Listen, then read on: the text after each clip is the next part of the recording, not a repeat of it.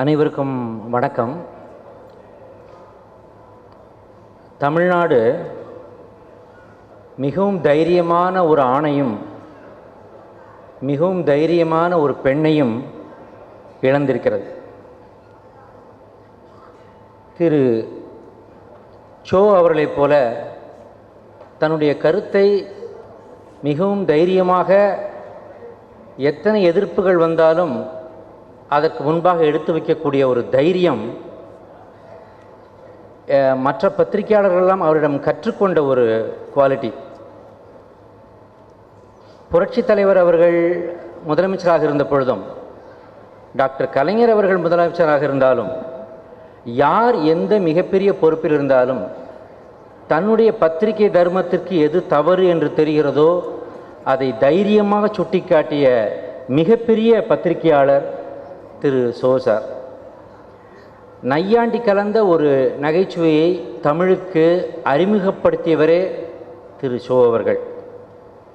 இன்றைக்கி ஊடகத்தில் பார்த்தீங்கன்னாக்க இந்த மீம்ஸ்னு வருது, ஒரு பிரபலங்களை கிண்டல் செய்து வருகிறது.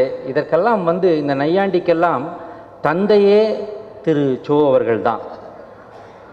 அவர் வெறும் நகைச்சுவை நடிகராக மட்டும் இல்லாமல் பொது வாழ்விலும் தன்னை இணைத்து கொண்டு, அரசியல் வாழ்விலும் தன்னை இணைத்து கொண்டு, தமிழ்நாட்டு அரசியலிலும் தன்னை இணைத்து கொண்டு, இந்திய தேசிய அளவிலே இருக்கின்ற அரசியலிலும் தன்னை இணைத்து கொண்ட ஒரு பெரிய மகானுபவர். அரசியல் மட்டுமல்ல, ஆன்மீகத்திலும் மிகப்பெரிய சாதனைகளை அவர் செய்திருக்கிறார். மகாபாரதம் பேசுகிறது என்று அவர் எழுதிய அந்த ஒரு புத்தகமே அது ஒரு பெரிய அத்தாரிட்டி.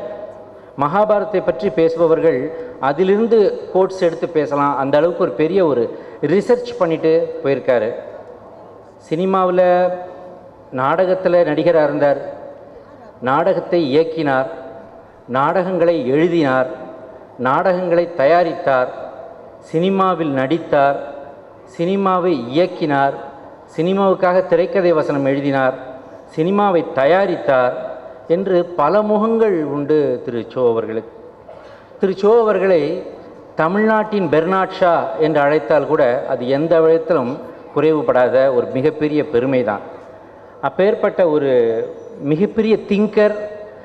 அது மட்டுமல்ல, இந்தியா இலங்கை சம்பந்தப்பட்ட அந்த பிரச்சனைகளுக்கெல்லாம் விவாதிப்பதற்கு ஒரு மிகப்பெரிய ஆலோசகர், இந்திய அரசால் நியமிக்கப்பட்ட ஒரு மிகப்பெரிய ஆலோசகர், நாடாளுமன்ற கௌரவ நாடாளுமன்ற உறுப்பினர், ஒரு அத்தாரிட்டி ஆன் சிலோன் இஷ்யூ என்றெல்லாம் சொல்லக்கூடிய அளவிலே பல பொறுப்புகளை வகித்த ஒரு மிகப்பெரிய மகானுபவரை தமிழ் திரையுலகமும், தமிழ் அரசியல் உலகமும், இந்திய அரசியல் உலகமும் இழந்திருக்கிறது.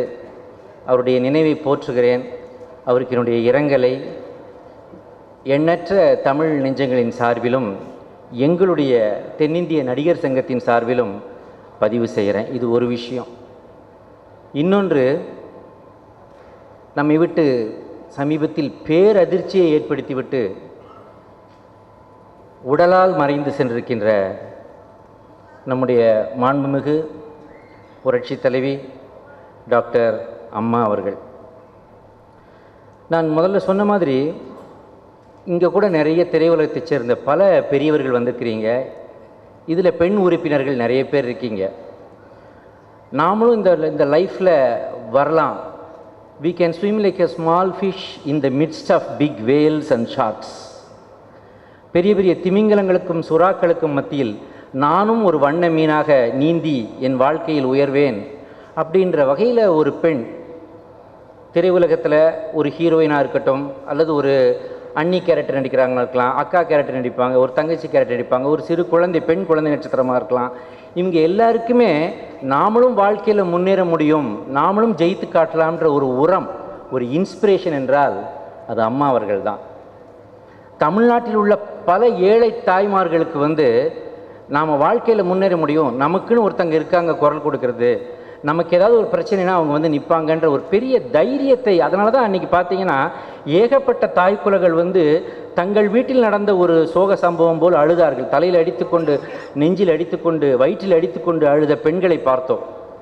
இவ்வளவு தாய்மார்களை அவர்கள் வசியப்படுத்தி வைத்திருக்கிறார்கள் என்றால் அந்த அளவுக்கு ஒரு மாபெரும் இன்ஸ்பிரேஷனாக மாண்புமிகு டாக்டர் புரட்சி தலைவி அம்மா அவர்கள் இருந்திருக்கிறார்கள். எனக்கு என் வாழ்க்கையில் எப்பொழுதெல்லாம் சோகம் கவ்வுகிறதோ அப்பொழுதெல்லாம் எனக்கு வந்து ஆறுதலாக ஒரு கடிதம் அவர்களிடமிருந்து வரும்.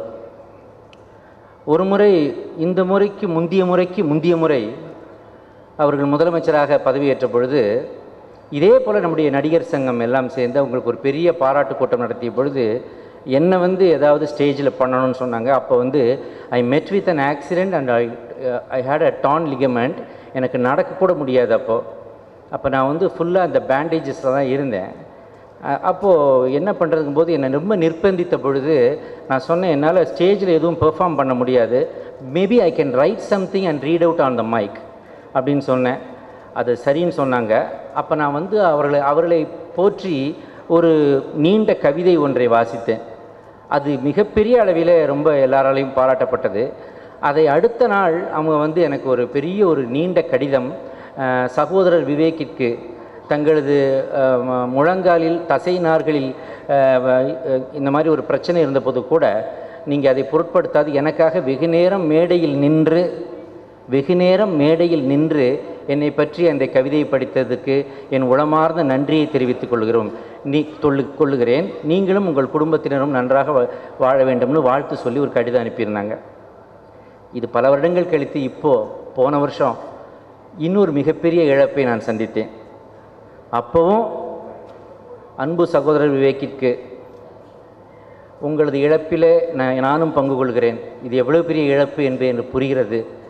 என்னால் நடந்து வந்து உங்கள் நேரடியாக வந்து என்னுடைய அஞ்சலியை உங்கள் வீட்டில் செலுத்த முடியவில்லை. ஆகவே இந்த கடிதத்தை எழுதுகிறேன்னு சொல்லி அப்பவும் ஒரு வருத்தம் தோய்ந்த கண்ணீர் தோய்ந்த ஒரு கடிதத்தை அம்மா அவர்கள் அனுப்பியிருந்தார்கள். இப்போ நான் நினச்சேன், எவ்வளோ பிஸி சிஎம் இவங்க, இதுக்கு மத்தியில் இதை ஞாபகம் வச்சுக்கிட்டு நமக்கு வந்து லெட்டர் எழுதுகிறாங்களே அப்படின்னு நினச்சேன்.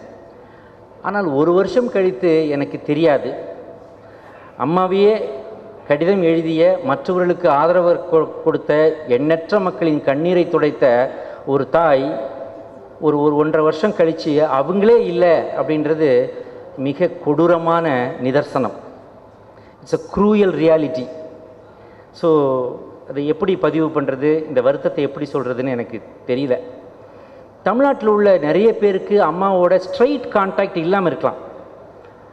ஆனால் அவங்க மறைந்த பொழுது வந்து ஏதோ ஒன்று மிகப்பெரிய ஒரு வேக்குவம் நம்ம ஃபீல் பண்ணோமா இல்லையா? ஒட்டுமொத்த தமிழ்நாடும் ஒரு மாதிரியாக ஆச்சு பார்த்தீங்களா? அதுதான் that is the magic of our greatness அப்படின்னு நினைக்கிறேன். என்னை பொறுத்த வரைக்கும் அம்மா வந்து ஒரு ஜப்பான் மாதிரி. ஏன் இந்த வார்த்தையை சொல்கிறேன்னா, ஜப்பான் இருக்குது பாருங்கள், இந்த பூமி பந்திலே பூமிக்கு எப்படியெல்லாம் கஷ்டம் வரும் தெரியுமா? ஒரு பூகம்பம் வரலாம், ஒரு கடல் மூலமாக ஒரு சுனாமி வரலாம், புயல் வரலாம், எரிமலை வரலாம். இதெல்லாம் தான் பூமி அதிர்ச்சி, சுனாமி, எரிமலை, இதெல்லாம் தான் பூமிக்கு ஏற்படக்கூடிய மிகப்பெரிய ஆபத்துகள். ஆனால் அந்த குட்டி தீவான ஜப்பான் அந்த 3ஐயும் அனுபவிக்கிறது. வேறு எந்த நாட்டிலும் இந்த 3ம் நடப்பது கிடையாது. ஏதாவது 1 இருக்கும், 2 இருக்கும். ஆனால் ஜப்பான் மாதிரி ஒரு சின்ன நாட்டை விதி, இயற்கை வந்து புரட்டி போடுகிறது. எல்லா விதமான துன்பங்களையும் கொடுத்தாலும் இந்த ஜப்பானியர்கள் உலகத்திலே உழைப்பிலும் நேர்மையிலும் ஒழுக்கத்திலும் மிக உயர்ந்து நிற்கிறார்கள். அதே போல அம்மா அவர்களும் வாழ்க்கையில் சந்திக்காத துயரங்கள் இல்லை, சோதனைகள் இல்லை, வேதனைகள் இல்லை, சவால்கள் இல்லை, வலிகள் இல்லை, கண்ணீர் இல்லை, துக்கம் இல்லை, சோகம் இல்லை, எல்லாவற்றையும் அனுபவித்தார்கள். அத்தனையும் தாங்கிக்கிட்டு தொடர்ந்து பணியாற்றி கொண்டே இருந்தார்கள். எத்தனையோ பேருக்கு நல்லது செய்தார்கள். ஏகப்பட்ட ஏழைக்கு சாப்பாடு போட்டாங்க. தட்ஸ் சம்திங், எப்படி சொல்கிறதுன்னு தெரில. ஆனாலும் அதையும் தாண்டி இவ்வளவு நல்லது செய்திருக்காங்க. அவங்களுடைய சடனாக டிமைஸுங்கிறது வந்து பேரதிர்ச்சி தான். இதை இந்த நேரத்தில் நினைவு கூர்ந்து உடனடியாக அதற்கு வந்து நாம் வந்து அதுக்கு ஒரு இரங்கல் கூட்டம் நடத்த வேண்டும் என்று சொல்லி இதை நடத்தியிருக்கின்ற எங்களுடைய நடிகர் சங்கத்தை சார்ந்த நாசர் சார், விஷால் அவர்கள், கார்த்தி அவர்கள், இன்னும் சம்பந்தப்பட்ட நண்பர்கள் அத்தனை பேருக்கும், ஏன் இதை ஆரம்பத்திலிருந்து ஓடி ஆடி வேலை செய்து வைத்த லலிதகுமாரி, யாரை சொல்வது யாரை விடுவது, அப்புறம் இந்த அரங்கத்தை நமக்காக கொடுத்திருக்கின்ற சூப்பர் ஸ்டார் ரஜினி சார், எல்லோருக்கும் என்னுடைய நன்றியை காணிக்கையாக்கி என் இரங்கல்களை பதிவு செய்து விடைபெறுகிறேன். நன்றி.